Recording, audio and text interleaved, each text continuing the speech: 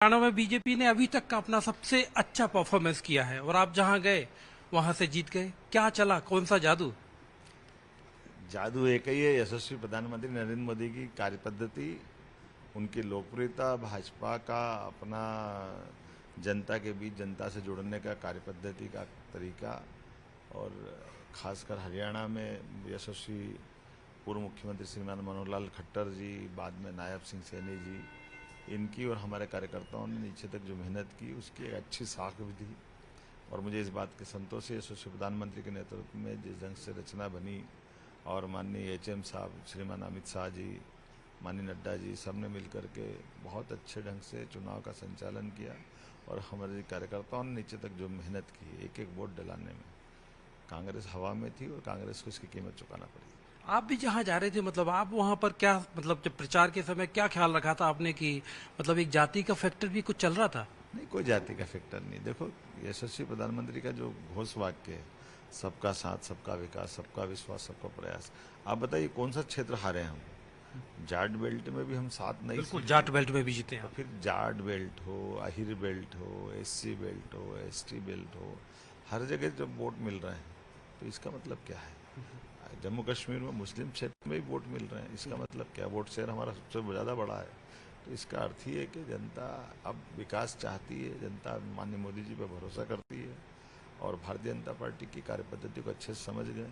कांग्रेस झूठवाद फैलाती है, अराष्ट्रीय लोगों के साथ संपर्क बनाती है और जिस ढंग से वो फूट प्रज्वल की राजनीति करती है, इसको कोई पसंद नहीं करता। जम्मू कश्मीर की आपने बात की तो वहां धारा 370 हटाई थी, लेकिन बीजेपी को वो कामयाबी नहीं मिली, सरकार नहीं बना पाई। देखिए, धारा 370 हटाना हम इसलिए नहीं चाहते थे कि हमारी सरकार बनाए। हमारे राष्ट्र के लिए जरूरी है कि जम्मू कश्मीर इस देश का हिस्सा बना रहे, वहाँ की जनता की कठिनाइयाँ कम हो। पूरे दुनिया में कश्मीर का जिस ढंग से गलत रूप बनाया था, माननीय मोदी जी ने अपनी कुशलता के साथ पूरे देश को विश्वास में लेकर धारा 370 हटाई, जिसके कारण से विकास का नया दरवाजा खुला है। तो भविष्य की दृष्टि से कश्मीर केवल कश्मीर के लिए नहीं, कश्मीर देश का अपना मुकुटमणि है। अतीत के काल में देखो, जब भी आक्रमण हुए भारत पर तो उसी साइड से हुए थे। ऐसे में कश्मीर को देश की मुख्य धारा में लाकर विकास के सभी आयाम खड़े करें। आप देखिए, पहली बार ऐसा हुआ कि जम्मू कश्मीर के चुनाव में कोई एक भूल से कोई गोली नहीं चली, कोई कठिनाई नहीं हुई, बहुत आराम से चुनाव हुआ और विकास का पूरा नया मॉडल बन गया। तो उमर अब्दुल्ला को आप बधाई देंगे? निश्चित बधाई देंगे। चुनाव जीतने बाद ये निर्वाचन की पद्धति भी और भाजपा की परंपरा है, जो चुनाव जीता उसको बधाई है। लेकिन ये बात भी भूलो मत कि वहाँ पर भी हमारा वोट परसेंट बढ़ा, सीट भी बढ़ी। अभी तक के सारे रिकॉर्ड भाजपा ने जीतने में तोड़े हैं।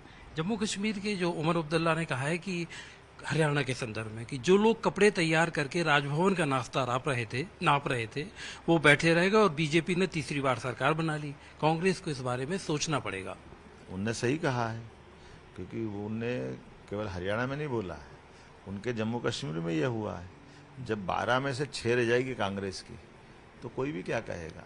अब कांग्रेस कहे कि हमारी सरकार है तो कांग्रेस अपने आप में झांक के देख ले कि उनकी क्या दम है। वहाँ नेशनल कॉन्फ्रेंस ने अपने बलबूते पे सरकार बनाई है, कांग्रेस की अब कोई जरूरत भी नहीं है उनको। कांग्रेस की तो नाक में दम हो गई, क्योंकि सामना में भी एक वो आया कि जीत की पारी को हार में कैसे बदला जाए, ये कांग्रेस से सीखा जा सकता है। ये तो मैंने पहले ही कहा कि कांग्रेस हमेशा अपने सहयोगियों की हत्या करने में विश्वास करती है। कांग्रेस ने जब भी अपनी ताकत बढ़ाई तो वो अपने सहयोगी को मार के बढ़ती है। तो उनके सहयोगी भी समझ रहे हैं और जनता उनको पहले से जानती है कि झूठ और कुल मिलाकर के अपने व्यक्तिगत स्वार्थ लोलुपता का अगर कोई पहचान है किसी पार्टी से तो उसका नाम कांग्रेस पार्टी है। सर, आखिरी सवाल है। हरियाणा हो गया, जम्मू कश्मीर हो गया, अब सामने है महाराष्ट्र, सामने है झारखंड। महाराष्ट्र हो, झारखंड हो, यशस्वी प्रधानमंत्री जिस प्रकार से तीसरी सरकार बनाई है, ये सरकार ही अपने आप में सब कुछ जवाब है कि पूरे देश का विश्वास आज भी मोदी जी के साथ है। और ये जो हरियाणा और ये जो आपने रिजल्ट बताया, ये अपने आप में बता रहे कि हमारा वोट परसेंटेज बढ़ रहा है। तो विजय का कारवा भी चल रहा है, विश्व की सबसे बड़ी पार्टी भी हमारी है, विकास के काम के संकल्प भी हमारे, और अब देश तो क्या दुनिया में माननीय मोदी जी की जरूरत है।